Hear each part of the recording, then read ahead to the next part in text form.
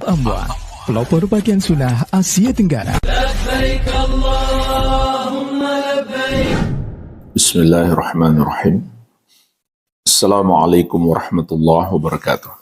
Alhamdulillahi ala ihsanih wa syukru lahu ala taufiqihi wa amtinanih. Wa ashhadu an la ilaha illallah wahdahu la syarikalah ta'ziman li sya'nih. Wa ashhadu anna Muhammadan abduhu wa rasuluh ad-da'i ila ridwanih. Sallallahu alaihi wa ala alihi wa ashabihi wa ikhwanih.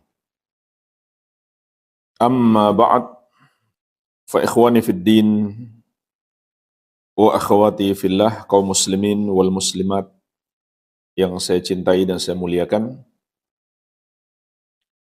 Rahimani wa rahimakumullah. Semoga Allah Subhanahu wa taala senantiasa mencurahkan rahmatnya kepada kita sekalian.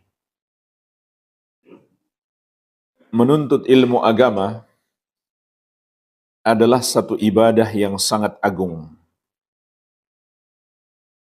yang pahalanya sangat besar sekali, yang dengannya kita mendekatkan diri kepada Allah Subhanahu wa ta'ala. Sebelum ilmu yang kita dapatkan kita amalkan, maka menuntut ilmu sudah merupakan satu ibadah yang sangat agung. Bahkan menuntut ilmu itu adalah jalan pintas masuk surga. Dalam hadis yang masyhur diriwayatkan oleh Imam Muslim dari sahabat yang mulia Abu Hurairah radhiyallahu anhu, Rasulullah sallallahu alaihi wasallam bersabda, "Man salaka tariqan yaltamisu fihi ilman, sahhalallahu lahu bihi tariqan ilal jannah." Barang siapa menempuh satu jalan untuk mempelajari ilmu agama, maka Allah Subhanahu wa ta'ala akan memudahkan baginya jalan masuk surga. Kenapa jemaah sekalian Allah mudahkan baginya jalan masuk surga? Karena amalan menuntut ilmu agama itu amalan yang Allah cintai. Dan juga karena dengan ilmu seseorang mengetahui mana jalan ke surga yang harus dia lalui dan mana jalan ke neraka yang harus dia jauhi. Bahkan Rasulullah SAW mengabarkan kepada kita, mempelajari dan memahami ilmu agama adalah kunci segala kebaikan. Juga dalam hadis yang masyhur diriwayatkan Al-Bukhari dan Muslim dari sahabat yang mulia Muawiyah radhiyallahu anhu, Rasulullah SAW bersabda, "May yuridillahu bihi khairan yufaqihu fid din." Barang siapa yang Allah kehendaki kebaikan baginya, maka Allah akan pahamkan dia dengan agama. Hadis yang mulia ini menunjukkan kepada kita, apabila kita belajar agama, kemudian kita memahaminya, maka kita akan meraih kebaikan. Kalau sedikit kita belajar, sedikit kita paham, sedikit pula kebaikan kita. Kalau kita tambah belajar, kita tambah paham, maka bertambah kebaikan kita. Kalau kita nggak belajar sama sekali, kita tidak akan meraih kebaikan sedikit pun. Al-Hafidh Ibnu Hajar Al-Asqalani Asy-Syafi'i rahimahullah, ketika mengomentari hadis ini beliau mengatakan, wa mafhumul hadis anna man lam yatafaqqa fid din ay yata'allam qawaidal Islam wa ma yattasilu bihi minal furu' faqad hurimal khair. Mafhum hadis ini adalah bahwasannya orang yang tidak melakukan tafaqquh fid din, yaitu tidak mempelajari dasar-dasar Islam, tidak pula cabang-cabangnya, maka sungguh dia telah terhalangi untuk mendapatkan kebaikan. Kalau begitu jamaah sekalian, kita pun paham kehadiran kita di majelis ilmu atau adanya buku-buku agama di rumah kita yang kita pelajari atau melalui media-media yang lain, maka ini suatu nikmat yang sangat besar yang Allah berikan kepada kita dan sebuah pertanda Allah menghendaki kebaikan bagi kita. Dan kita sudah sering mendengarkan keutamaan menuntut ilmu, keutamaan majelis ilmu, keutamaan mempelajari ilmu agama. Namun jamaah sekalian, faktanya tidak semua orang sukses menuntut ilmu. Banyak orang-orang yang gagal. Kenapa? Karena dia tidak memiliki adab-adab sebagai penuntut ilmu. Oleh karena itu, para ulama bahkan telah menulis buku-buku khusus yang berbicara tentang adab-adab penuntut ilmu.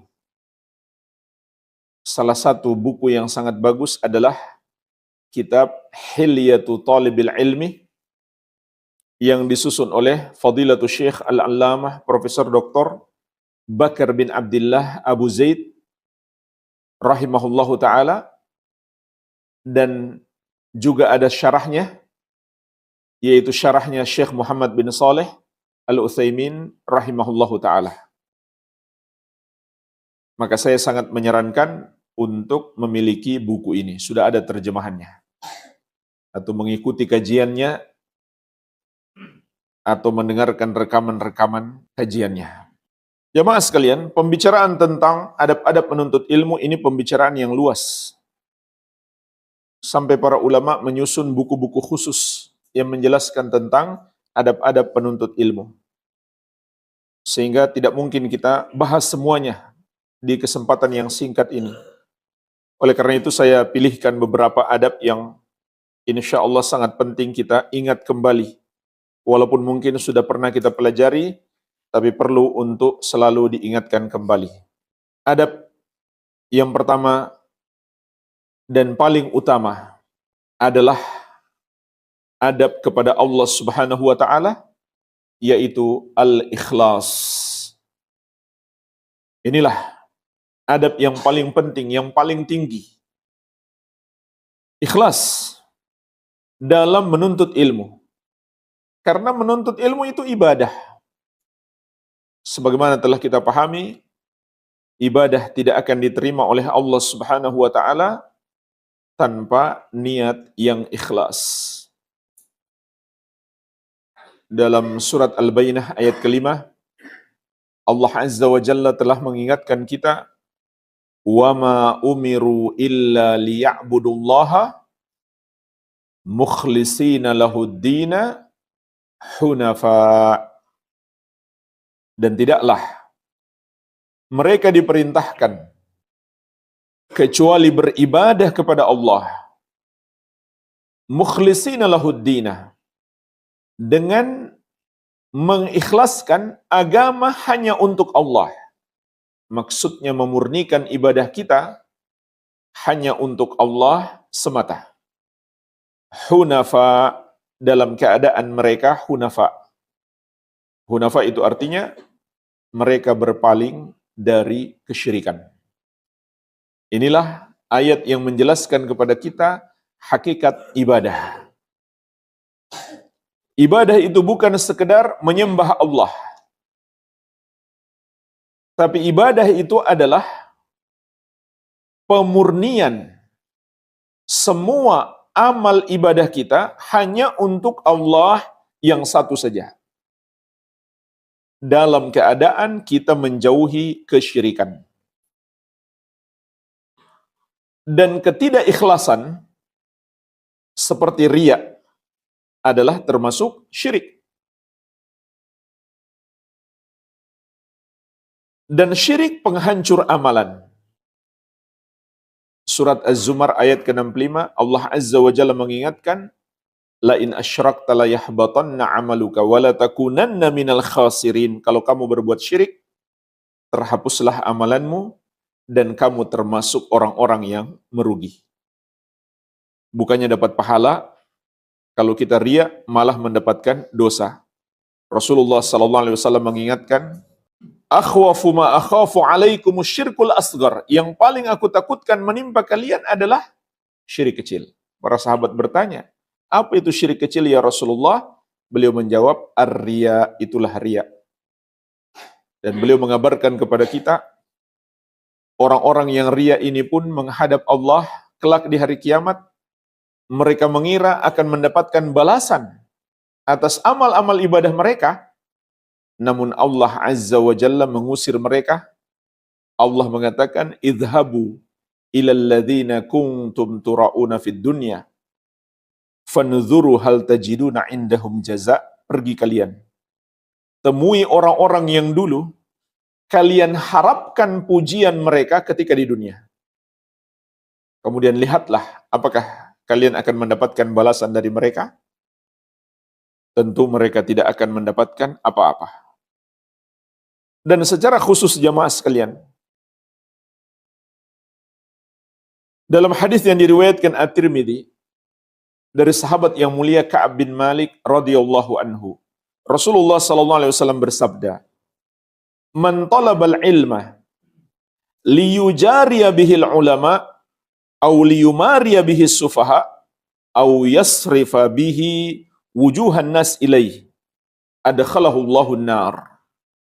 Barang siapa menuntut ilmu agar disejajarkan dengan para ulama, atau agar dia bisa mendebat orang-orang bodoh, atau agar dia memalingkan wajah-wajah manusia kepadanya. Kalau bahasa sekarang, agar viral, supaya top di medsos, jadi selebgram. Maka jika itu yang menjadi tujuan dia menuntut ilmu, Allah akan masukkan dia ke dalam neraka. Jadi hadis yang mulia ini menjelaskan kepada kita contoh-contoh niat yang rusak dalam menuntut ilmu. Rasulullah SAW memberikan 3 contoh. Yang pertama, supaya dia dihormati seperti manusia menghormati para ulama. Supaya dia disejajarkan dengan para ulama. Yang kedua, agar dia bisa mendebat orang-orang bodoh. Maksudnya agar dia kelihatan pintar, karena bisa menang debat. Yang ketiga, dia ingin memalingkan wajah-wajah manusia kepadanya, supaya terkenal, supaya viral, dan seterusnya jemaah sekalian. Ini contoh niat-niat yang rusak dalam menuntut ilmu. Dalam hadis yang lain, diriwayatkan Abu Daud, dari sahabat yang mulia Abu Hurairah radhiyallahu anhu, Rasulullah sallallahu alaihi wasallam bersabda, "Man ta'allama ilman mimma yubtagha bihi wajhullahi azza wa jalla, la yata'allamuhu illa liyusiba bihi 'ardan minad dunya, lam yajid arfal jannah yaumal qiyamah." Barang siapa menuntut ilmu yang seharusnya dengannya dikejar, dicari wajah Allah Azza wa Jalla, namun tidaklah dia mempelajari ilmu itu kecuali untuk mendapatkan kemewahan dunia, kenikmatan dunia, harta dunia, itu semata-mata yang dia harapkan, maka dia tidak akan mencium harumnya surga di hari kiamat. Jadi jemaah sekalian, bahkan Rasulullah SAW telah mengingatkan secara khusus niat-niat yang rusak dalam menuntut ilmu. Terutama di zaman kita sekarang, di era medsos, orang-orang berlomba-lomba untuk terkenal, karena di balik itu banyak sekali keuntungan-keuntungan dunia. Maka kita harus lebih hati-hati lagi, jangan sampai niat kita menjadi rusak. Ada orang yang awalnya ikhlas, tapi di pertengahan ibadah, amalannya menjadi rusak. Kemudian jemaah sekalian, niat dalam menuntut ilmu Dan dalam semua ibadah, semakin banyak niat baik, pahala semakin banyak pula. Ini yang banyak dilalaikan oleh orang-orang. Cara mendapatkan pahala yang melimpah hanya dengan niat. Karena Rasulullah SAW bersabda, innamal a'malu binniyat. Sesungguhnya amalan-amalan itu tergantung niat. Hadis ini juga bermakna semakin banyak niat baik, semakin banyak pahala. Maka Syekh Ibnu Utsaimin rahimahullah mengingatkan, ketika kita menuntut ilmu, minimalnya kita hadirkan 4 niat.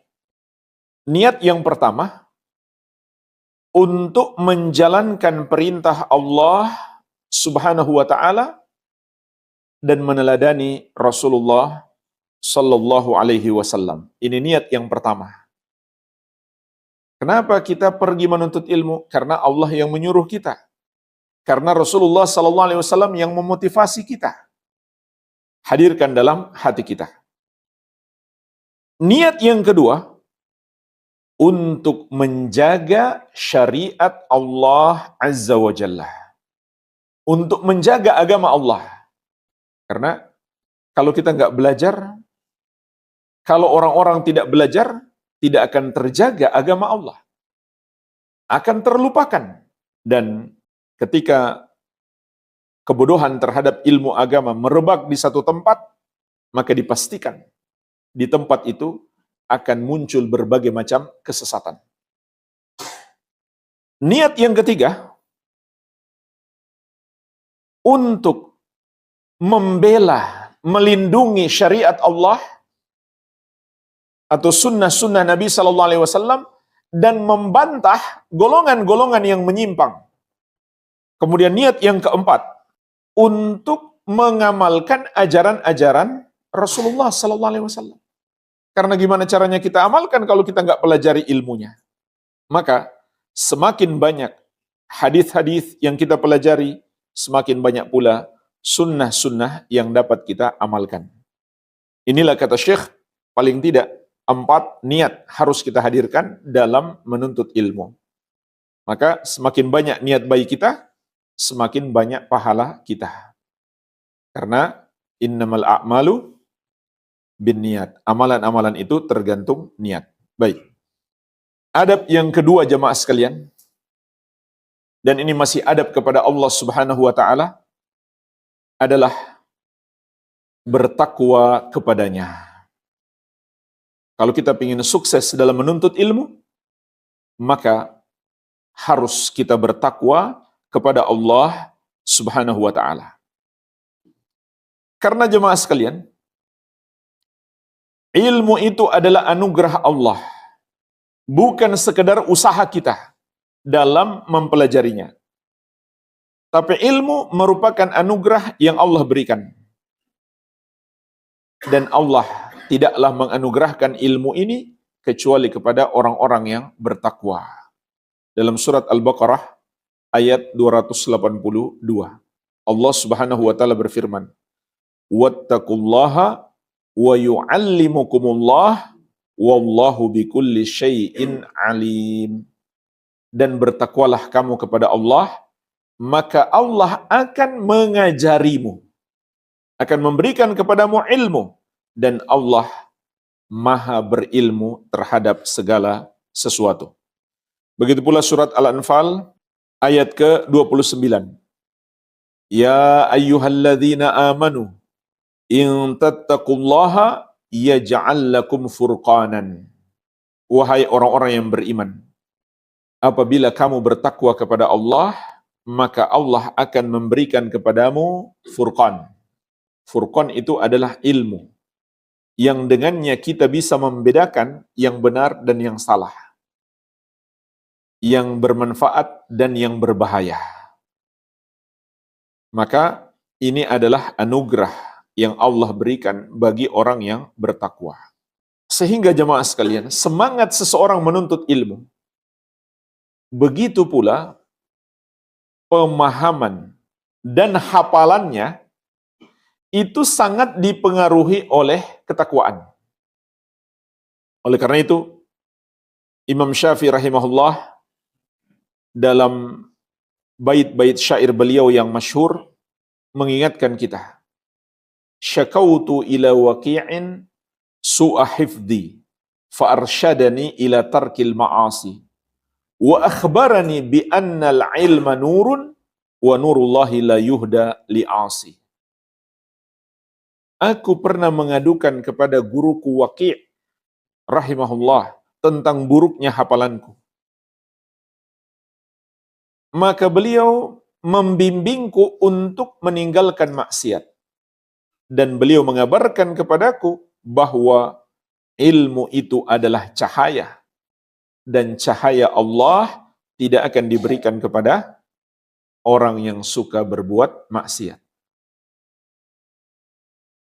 Bisa jadi jemaah sekalian, kita menuntut ilmu yang sama. Kita hadir di majelis ilmu yang sama. Atau di pondok pesantren, kita di kelas yang sama. Tapi, hafalan kita berbeda-beda.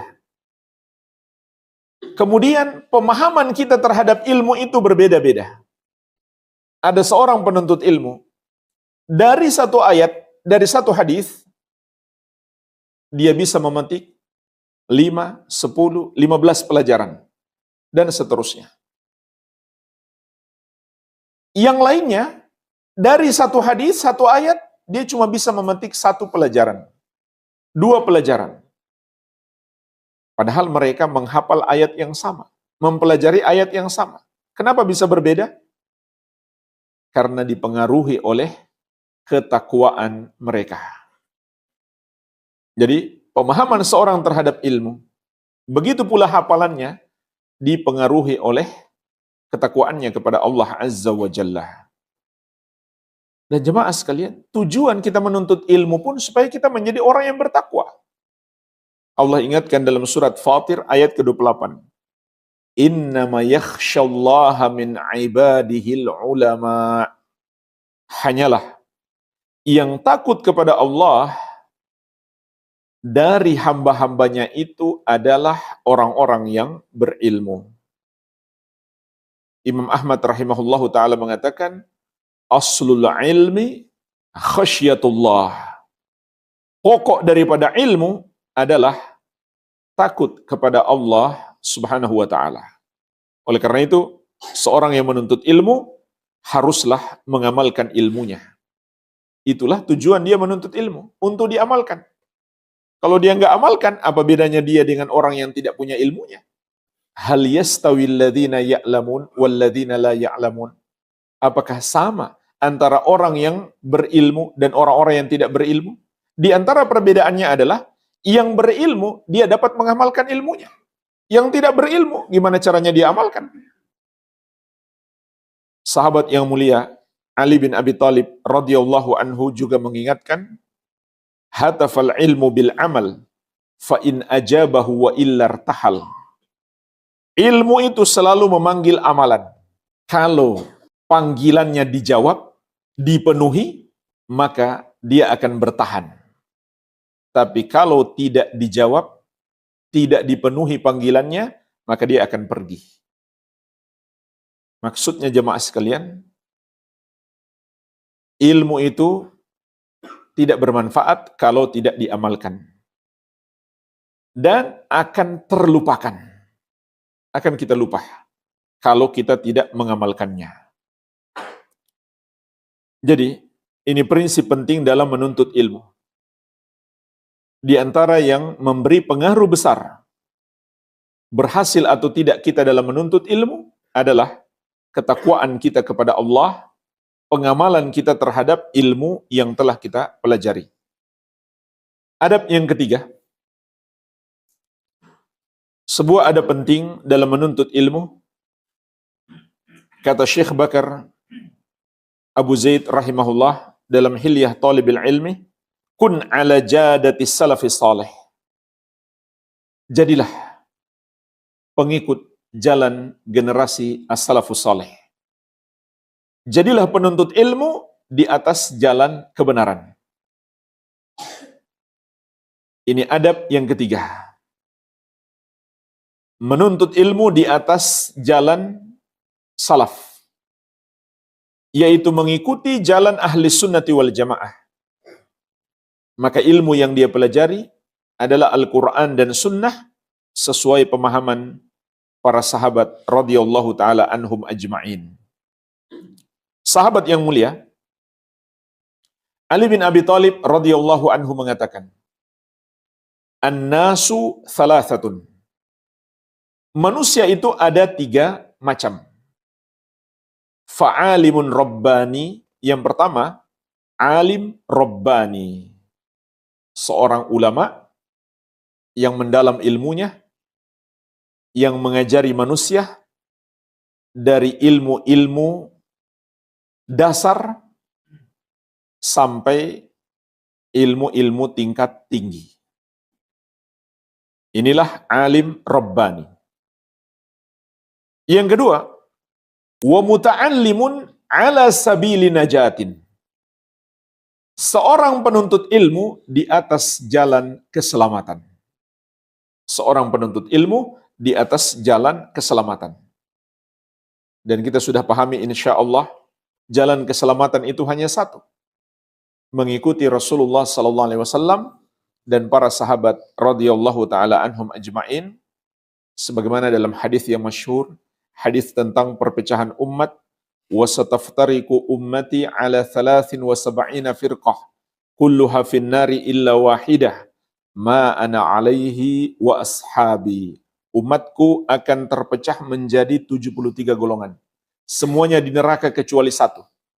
Artinya semuanya sesat, hanya satu yang selamat, yang mengikuti aku dan para sahabatku. Maka penuntut ilmu di atas jalan keselamatan adalah yang mengikuti Rasulullah SAW dan para sahabat radhiyallahu taala anhum ajma'in. Golongan yang ketiga kata beliau, wahamajun ra'aun atba'u kulli na'iq. Orang-orang yang tidak bernilai, para pengikut semua yang berbunyi, yang berteriak, yang berkoar-koar, atau semua yang viral, itu yang mereka ikuti. Yamiluna ma'a kulli rih. Mereka condong bersama setiap angin yang berhembus. Artinya kemana arus besar, ke situ mereka ikuti. Lam yastadi'u binuril ilm. Mereka tidak mengambil penerangan dari cahaya ilmu. Artinya tidak mengikuti petunjuk. Walam yalja'u ila ruknin wathiq. Dan mereka tidak bersandar pada tiang yang kuat. Artinya mereka tidak punya prinsip dalam beragama. Ikut-ikutan saja. Orang-orang inilah yang mudah diprovokasi. Mudah diajak untuk masuk dalam berbagai macam keributan. Jadi ini golongan yang ketiga. Inilah jemaah sekalian 3 golongan manusia. Maka kalau kita nggak bisa menjadi alim rabbani, paling tidak kita menjadi muta'allimun ala sabili najatin. Seorang penuntut ilmu di atas jalan keselamatan. Imam Az-Zahabi rahimahullah menyebutkan, wa sahha 'anid Daruqutni annahu qala. Telah sahih dari Imam Ad-Daruqutni, salah seorang imam ahli hadis. Beliau mengatakan, "Ma syai'un abghadu ilayya min ilmil kalam." Tidak ada sesuatu yang paling aku benci daripada ilmul kalam. Jemaah sekalian, di antara bukti kita menuntut ilmu di atas jalan keselamatan adalah menjauhi ilmu kalam. Apa itu ilmu kalam? Juga disebut ilmu filsafat Islam. Jadi ilmu kalam itu adalah istilah yang dibuat-buat oleh golongan-golongan yang menyimpang dengan memasukkan filsafat dalam Islam. Yang intinya adalah taqdimul aqli ala naqli. Itu inti daripada ilmu kalam. Mengedepankan akal di atas wahyu. Artinya semua harus masuk akal mereka. Semua harus disesuaikan dengan akal mereka. Kalau mereka dapati satu ayat, nampaknya ini nggak masuk akal, salah satu dari dua yang mereka lakukan. Yang pertama, mereka tolak ayat itu, atau yang kedua, mereka takwilkan sesuai mau mereka, supaya masuk akal mereka. Maka, ini yang disebut dengan ilmu kalam. Sehingga muncul berbagai macam perdebatan. Muncul berbagai macam akidah-akidah yang baru. Dan al-mutakallimun, orang-orang yang masuk dalam ilmu kalam, itu ada 3 tingkatan. Tingkatan yang pertama, yang paling parah, mereka disebut al-jahmiyah. Golongan jahmiyah. Tingkatan yang kedua, yang lebih mending daripada jahmiyah, mereka disebut mu'tazilah. Tingkatan yang ketiga, yang lebih mending daripada sebelumnya adalah asy'ariyah, maturidiyah, dan kullabiyah. Inilah 3 tingkatan ahlul kalam. Contoh mereka menolak sifat-sifat Allah. Kalaupun mereka terima, harus mereka takwilkan. Mereka takwil sesuai dengan mau mereka saja. Tidak merujuk kepada pemahaman para sahabat Nabi sallallahu alaihi wa ala alihi wasallam. Qultu, lalu Imam Adz-Dzahabi rahimahullah memberikan komentar atas ucapan Ad-Daruqutni tadi. Lam yadkhulir rajul abadan fi ilmil kalam walal jidal wala khada fi dzalik bal kana salafiyan. Ad-Daruqutni rahimahullahu ta'ala tidak pernah masuk dalam ilmu kalam, tidak pula masuk dalam perdebatan-perdebatan dalam agama. Agama ini bukan untuk diperdebatkan, melainkan kita tunduk dan patuh kepadanya. Tidak pula beliau pernah tenggelam dalam hal tersebut, bal kana salafiyan. Akan tetapi beliau adalah seorang salafi. Inilah penuntut ilmu, pengikut generasi as-salaf. Adab yang keempat, termasuk adab penuntut ilmu yang diingatkan oleh Syekhul Allamah Profesor Dr. Bakar bin Abdullah Abu Zaid rahimahullahu ta'ala dalam Hilya Thalibil Ilmi adalah al-i'rad anil haisyat, berpaling dari keributan. Ini termasuk ada penting penuntut ilmu yang banyak dilupakan di era medsos. Hampir semua yang punya medsos, tidak sedikit para penuntut ilmu, asal ada keributan, ada sesuatu yang viral, dia ikut share. Dia ikut komen. Bahkan dia kasih syarah. Dia kasih ta'liq. Dia kasih pendapat-pendapatnya. Ini bukan sifat penuntut ilmu. Penuntut ilmu itu berpaling dari keributan. Penuntut ilmu itu berpaling dari berbagai macam fitnah. Apalagi urusan-urusan pribadi orang, aib-aib orang. Tidak pantas kita masuk ke dalamnya. Kata Syekh, at-tasawwun minal lagat wal haisyat. Termasuk ada penuntut ilmu, kita menjaga diri dari keributan dan kekisruhan. Fa innal ghalat tahtal lagat. Karena sesungguhnya kesalahan besar bisa jadi penyebabnya karena seseorang mencoba masuk ke dalam suatu keributan. Wa hadza yunafi adabat talab. Maka ini menafikan adab menuntut ilmu. Kemudian beliau menyebutkan hadis yang diriwayatkan Imam Muslim dari sahabat yang mulia Ibnu Mas'ud radhiyallahu anhu. Rasulullah sallallahu alaihi wasallam bersabda, "Liyaliyani minkum ulul ahlami wan nuha, thumma alladhina yalunahum thalathan." Hendaklah yang paling dekat kepadaku, yaitu dalam saf salat, yang paling dekat dengan imam adalah orang-orang yang sudah dewasa dan berilmu. Kemudian yang setelahnya, lalu yang setelahnya lagi, lalu yang setelahnya. Ini penting supaya dia bisa mengoreksi imam kalau salah, atau bahkan menggantikan imam jika imam memiliki udzur. Kemudian di akhir hadis, inilah pembahasan kita.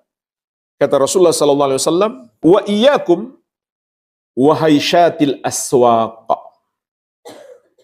Dan jauhilah oleh kalian keributan-keributan seperti di pasar-pasar. Imam Nawawi rahimahullah dalam syarah Muslim menjelaskan makna bagian akhir hadis ini. Kata Nabi sallallahu alaihi wasallam, jauhilah oleh kalian keributan-keributan seperti di pasar-pasar. Maksudnya apa? Ai ikhtilatuha wal munaza'ah wal khusumat wartifa'ul aswat wal lagat wal fitan allati fiha. Ketidakjelasan suatu urusan, pertentangan-pertentangan yang ada di dalamnya, permusuhan antara satu dengan yang lainnya, adanya suara-suara keras. Dan suara keras di zaman kita sekarang bukan hanya dengan suara yang berbunyi, tapi juga dengan bahasa tulisan.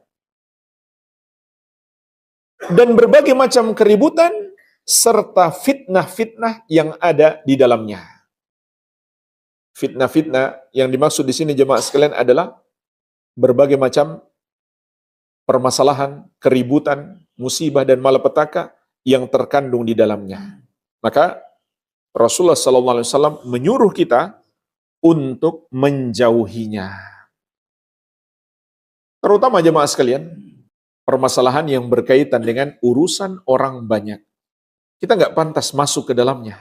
Contoh yang berkaitan dengan kebijakan-kebijakan pemerintah atau urusan-urusan politik. Sebentar lagi kita masuk tahun politik nih. Penuntut ilmu harus tahu adabnya. Jemaah sekalian, urusan-urusan seperti ini bukan urusan setiap orang. Namun memang sistem yang salah di satu negeri membuat masyarakat semuanya masuk ke dalamnya. Pada akhirnya mereka melakukan banyak dosa. Banyak sekali ghibah, namimah, dusta kepada sesama muslim. Demi memperjuangkan calon presidennya, dia menjatuhkan calon presiden yang lain. Padahal yang dia jatuhkan sama-sama muslim. Kalau yang dia omongkan itu benar, maka itu ghibah. Kalau nggak benar, dusta. Asal ada yang viral, belum jelas itu berita benar atau dusta, demi menjatuhkan lawan politiknya, dia pun ikut memviralkan. Jangan kita masuk ke dalamnya. Sibukkan dengan ilmu, terutama ilmu tentang tauhid. Sebarkan seluas-luasnya di medsos kita. Kalau perlu buat target. Minimal satu hari, satu. Share satu ayat, satu hadis, satu potongan video pendek. Pergunakan medsos kita untuk dakwah. Jangan cuma upload jalan-jalan, makan-makan, ya, foto-foto nggak jelas. Upload dakwah di situ. Jadi termasuk adab yang buruk, kita masuk dalam urusan-urusan yang terkait dengan orang banyak. Masalah politik, kebijakan-kebijakan pemerintah, mengomentari kebijakan pemerintah di medsos, itu nggak pantas. Itu urusan para ulama. Itu urusan para ahli. Bukan urusan setiap orang, bukan urusan pembicaraan di warung kopi dan semisalnya.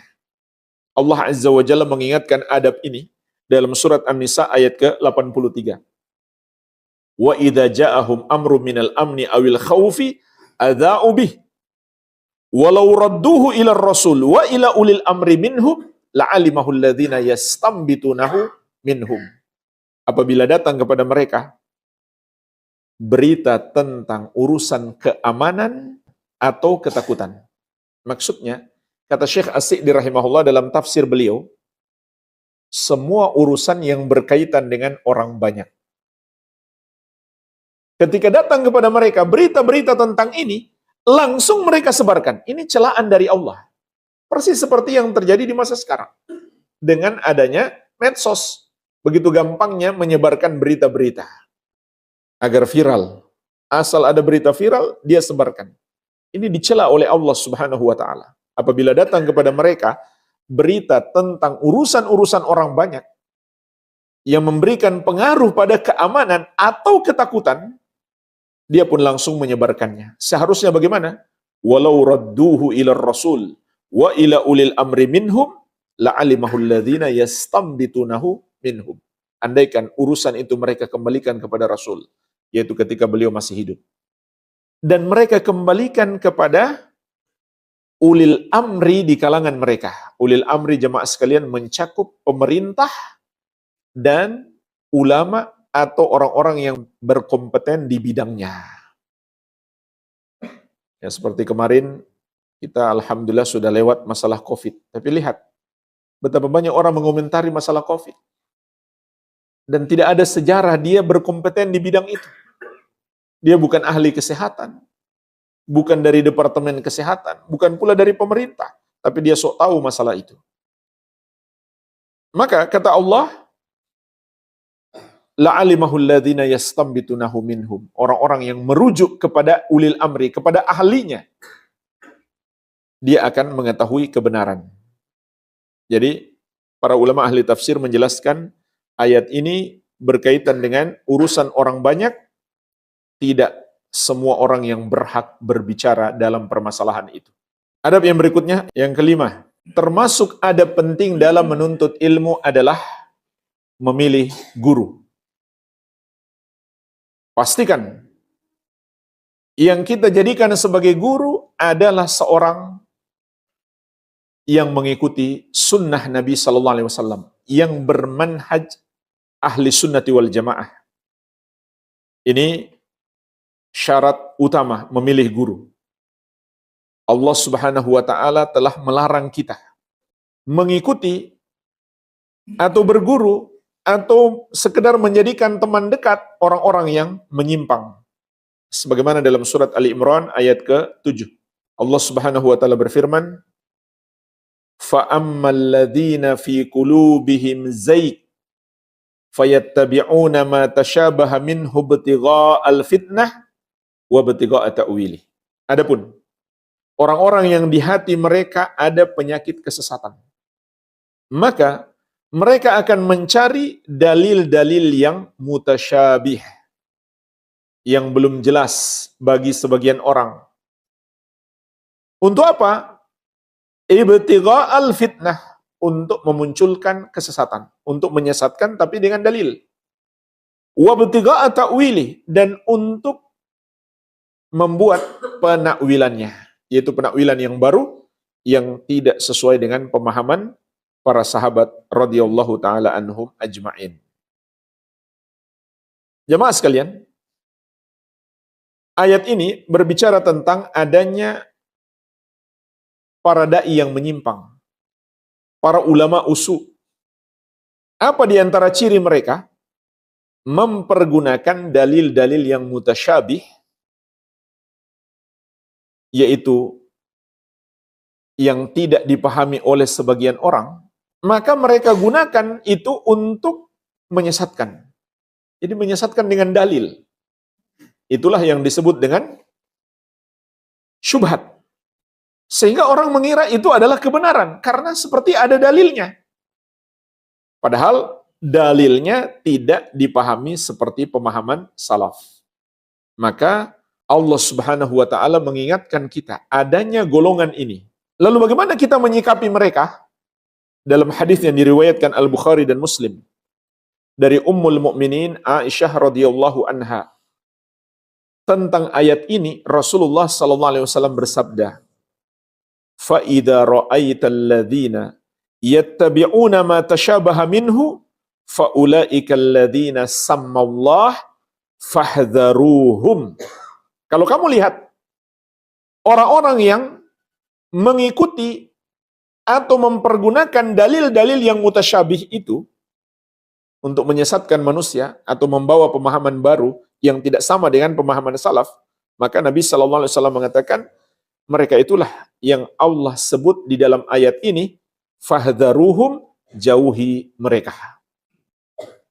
Jauhi mereka artinya jangan jadikan mereka teman dekat, apalagi dijadikan sebagai guru. Ini lebih berbahaya lagi.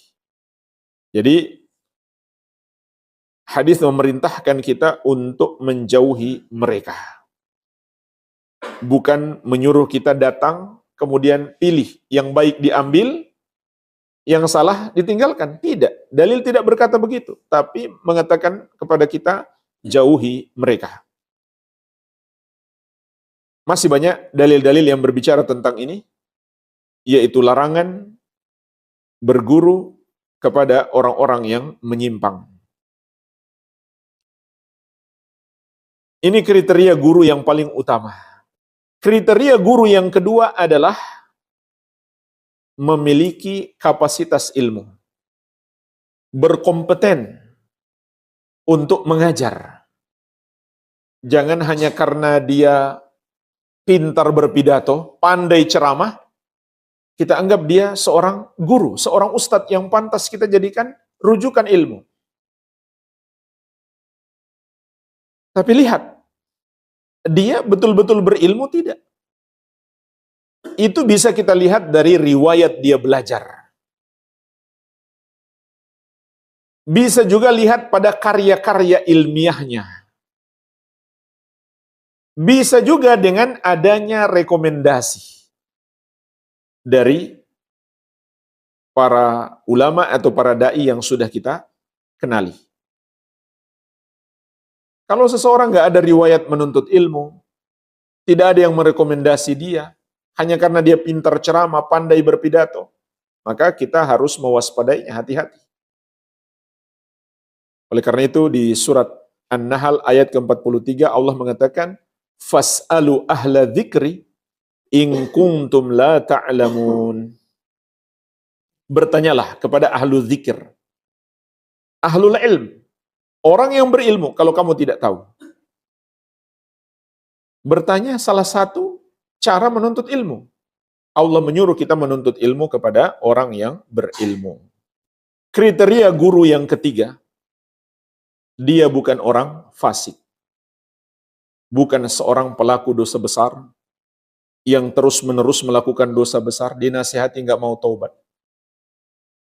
Maka guru seperti ini berbahaya, dia bisa menjadi fitnah di dalam dakwah.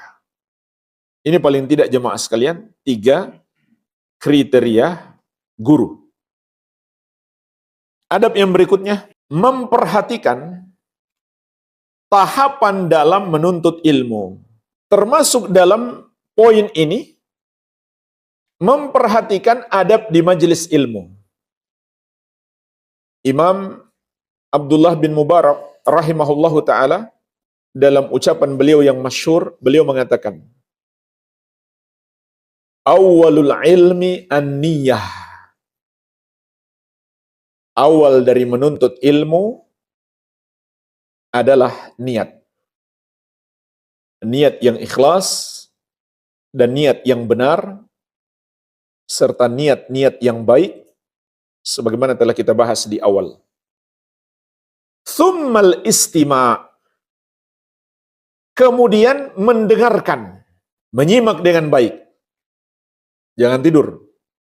Dan Allah mengingatkan dalam Al-Quran, wa idza quri'al Qur'an fastami'u lahu wa ansitu la'allakum turhamun. Apabila Al-Quran dibacakan, apabila satu ayat dibacakan, maka dengarlah dan diamlah agar kamu mendapatkan rahmat. Dan ini bermakna sebaliknya.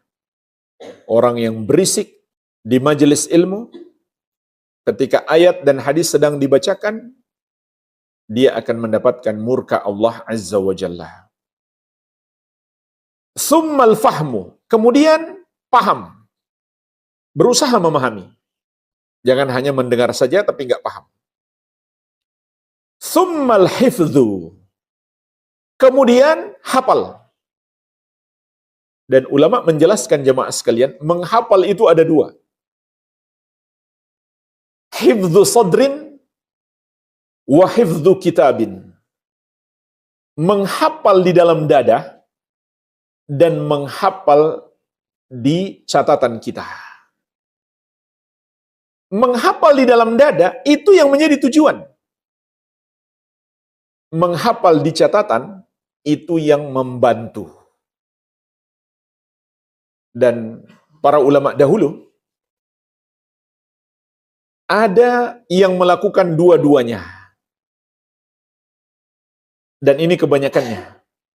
Kebanyakan ulama ahli hadis dahulu. Seperti Al-Bukhari, Ahmad bin Hanbal, dan lain-lain. Ini imam-imam besar, ahli sunnati wal jamaah. Mereka hafalannya sangat kuat. Bersamaan dengan itu mereka pun mencatat. Ada yang mencatat saja, tapi hafalannya nggak kuat. Ada para ulama seperti ini. Namun, karena dia mencatat, dia terbantukan. Sehingga ada sebagian ulama ahli hadis dikomentari, apabila dia meriwayatkan dari catatannya, maka riwayatnya sahih. Tapi kalau dia meriwayatkan hanya dari hafalannya, maka itu adalah dhaif. Ada pula yang dikomentari, sebelum kitabnya terbakar, dia adalah rawi yang kuat. Tapi setelah kitabnya terbakar, dia menjadi rawi yang dhaif. Jadi catatan itu sangat membantu. Ada juga ulama yang dulu tidak pernah mencatat karena hafalannya begitu kuat.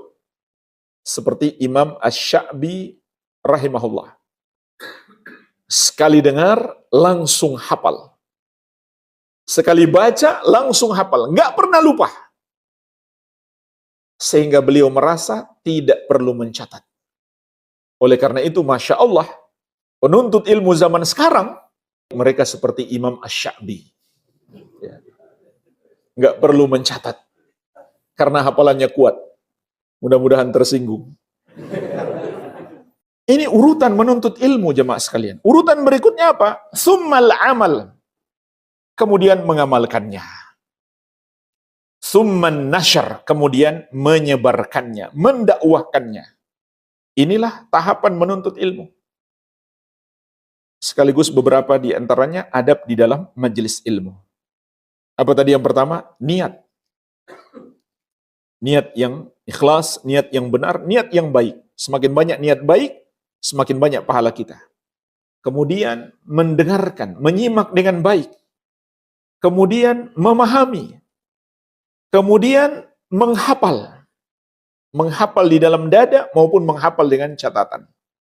Kemudian mengamalkannya, kemudian menyebarkannya. Jadi 6 tahapan dalam menuntut ilmu.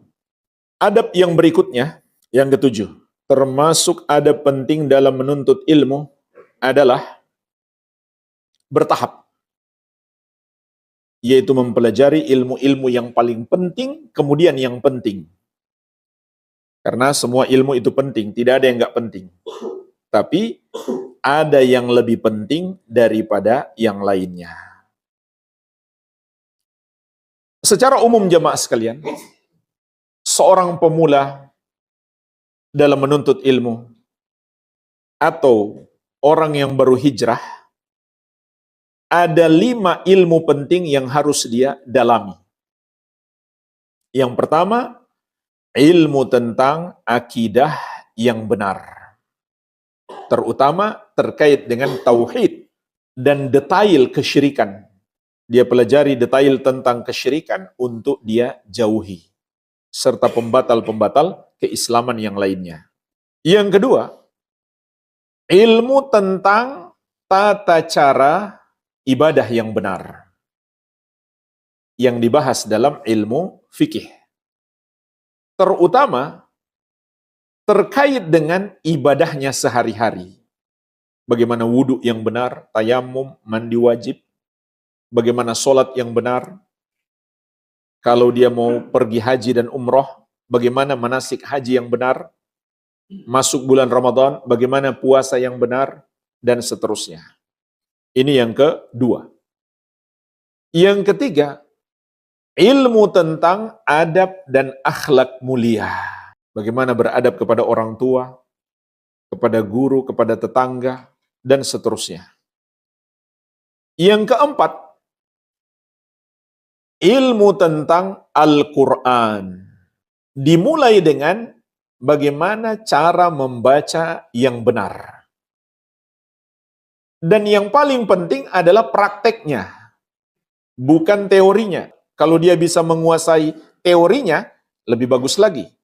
Namun yang wajib adalah praktek membaca Al-Quran yang benar.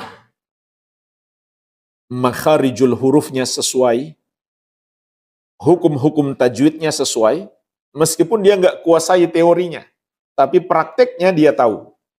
Dan yang kelima adalah belajar bahasa Arab. Ini jemaah sekalian, paling tidak untuk mengawali kita menuntut ilmu. Kemudian, hendaklah kita pelajari ilmu itu dengan kurikulum yang benar, yang rapi. Contoh, dalam mempelajari akidah. Mulailah dari kitab Salasatul Usul wa Adillatuha. 3 landasan utama dan dalil-dalilnya. Dan ikuti itu sampai selesai. Jangan kita cuma datang di bab pertama dan bab terakhir. Ikuti sampai selesai. Itu namanya menuntut ilmu. Yang lebih parah lagi, kalau ada ustadz dari luar baru dia datang. Ustadz yang punya kajian rutin, kitab setiap pekan, dia jarang datang. Padahal itu hakikat menuntut ilmu. Itu yang menjadi inti dalam menuntut ilmu. Pelajari kitab-kitab ulama. Dari kitab-kitab dasar, menengah, dan atas. Ini yang akan menguatkan ilmu kita. Yang akan membuat kita paham dengan benar dan kokoh dalam keilmuan. Kalau kita ikuti urutan ini. Selesaikan kitab. Dan jemaah sekalian, hendaklah setiap orang membawa kitabnya masing-masing. Dan nggak harus bawa buku catatan khusus. Catat saja di kitab itu. Nggak apa-apa. Ada buku ini misalkan, kalau ada faidah penting, kita catat di pinggirnya. Yang penting jangan mushaf Al-Quran kita coret-coret. Kalau kitab tidak apa-apa. Kalau ada faidah penting, kita catat di pinggirnya. Atau di halaman depan, banyak kosong ini. Bisa kita manfaatkan. Atau ini juga bisa dimanfaatkan buat ada faidah penting yang baru kita dapat. Tulis nomor 1, faidah tentang ini di halaman sekian. Jadi nggak harus tulis semua faidahnya di situ. Tulis saja halamannya. Ini insya Allah membantu kita untuk mengingat. Jadi, serius dalam menuntut ilmu. Bawa kitab yang dibahas oleh Ustadz. Ustadz baca, kita menyimak. Ini sekaligus juga bisa belajar bahasa Arab di situ. Usahakan bawa kitab aslinya, kitab Arabnya. Ustadz baca, kita menyimak, kemudian kita catat faidah-faidah penting. Mulai dari Salasatul Usul. Selesai Salasatul Usul, bisa meningkat ke kitab Tauhid yang lebih luas pembahasannya. Selesai kitab Tauhid, bisa meningkat ke Al-Qawaidul Arba. Kemudian setelah itu, Nawakidul Islam, pembatal-pembatal keislaman. Ini 4 kitab, semuanya disusun oleh Syekh Muhammad At-Tamimi rahimahullahu ta'ala rahmatan wasi'ah. Kemudian setelah itu, bisa naik pada Aqidah Wasitiyah. Karya Syekhul Islam Ahmad bin Abdul Halim Al-Harrani rahimahullahu ta'ala. Kemudian setelah itu bisa naik pada Aqidah Tahawiyah yang disusun oleh Imam Abu Ja'far At-Tahawi. Meriwayatkan akidah Abu Hanifah dan 2 orang muridnya. Ini contoh dalam akidah. Pelajari dari dasar sampai menengah dan tingkat tinggi. Dari kitab ke kitab. Dan jamaah sekalian, sekarang kita dimudahkan oleh Allah Subhanahu wa taala. Kalau memang kita punya halangan untuk menghadiri majelis ilmu, usahakan dapat rekamannya supaya tidak luput. Ini baru menuntut ilmu serius. Tapi jamaah sekalian, saya ingatkan juga, yang belum mampu seperti ini, yang luput seperti ini, tetaplah hadir di majelis ilmu. Minimal untuk mencari berkahnya, itu sudah satu kebaikan yang besar. Di antara berkah menghadiri majelis ilmu adalah mendapatkan ampunan Allah Subhanahu wa taala. Namun kalau kita mau maksimal, hendaklah kita serius dalam menuntut ilmu. Kalau belum bisa, tetap usahakan hadir di majelis ilmu. Jadi jangan sampai kita nggak hadir karena belum punya kitabnya, atau kita nggak hadir karena pekan lalu nggak datang takut ditanya sama ustadz, ya, takut diuji sama ustadz. Tetap hadir, tetap usahakan hadir. Ya. Jadi, demikian dalam menuntut ilmu, dari kitab-kitab yang kecil sampai kitab-kitab yang besar.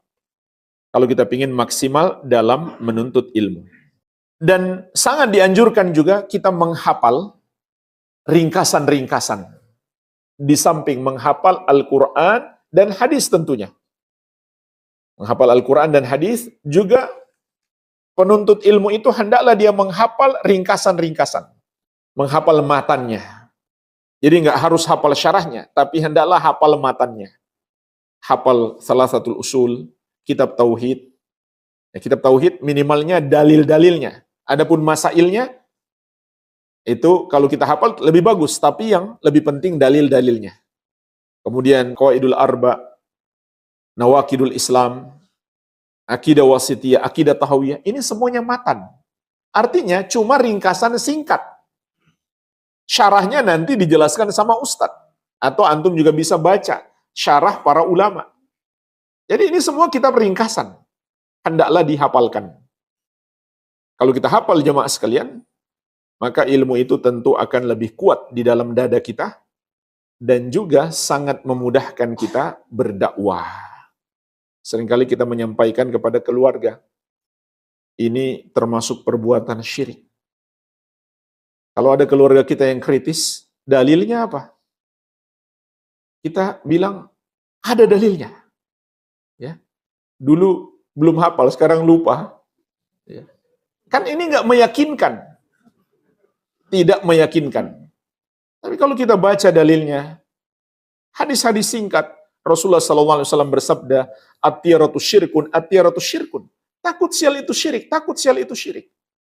Kalau kita sampaikan dengan dalil seperti ini, akan lebih menguatkan nasihat kita dan membuat keluarga kita menerima apa yang kita nasihati.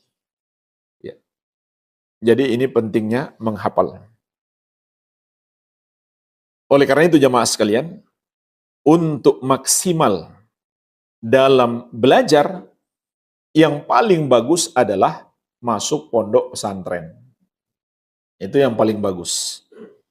Tapi sekali lagi, walaupun kita hanya di majelis-majelis, tetap harus mengikuti urutan dalam belajar dengan kurikulum yang baik. Para ustadz biasanya sudah paham, sudah mengerti apa yang mesti diawalkan secara berurutan. Yang penting kitanya datang ke majelis ilmu tersebut. Namun, kendalanya memang adalah membutuhkan waktu yang lebih panjang. Kitab Tauhid mungkin diselesaikan dalam 2-3 tahun. Sementara di pondok pesantren, 2-3 bulan sudah selesai. Tapi tidak mengapa, walaupun lebih panjang, karena itu adalah ibadah. Beribadah, akhir ibadah kita adalah akhir hayat kita. Jemaah sekalian, masih sangat banyak lagi adab-adab penuntut ilmu yang perlu kita pelajari, namun waktu membatasi kita, maka mungkin ini saja yang bisa kita sampaikan di kesempatan ini. Semoga bermanfaat. Lebih dan kurangnya saya mohon maaf. Wabillahi taufik. Subhanakallahumma bihamdika asyhadu an la ilaha illa anta astaghfiruka wa atubu ilaik. Wa sallallahu ala nabiyyina Muhammadin wa alihi wasallam. Wa akhiru da'wana anil hamdulillahi rabbil alamin. Wassalamualaikum warahmatullahi wabarakatuh. Pelopor bagian sunnah Asia Tenggara.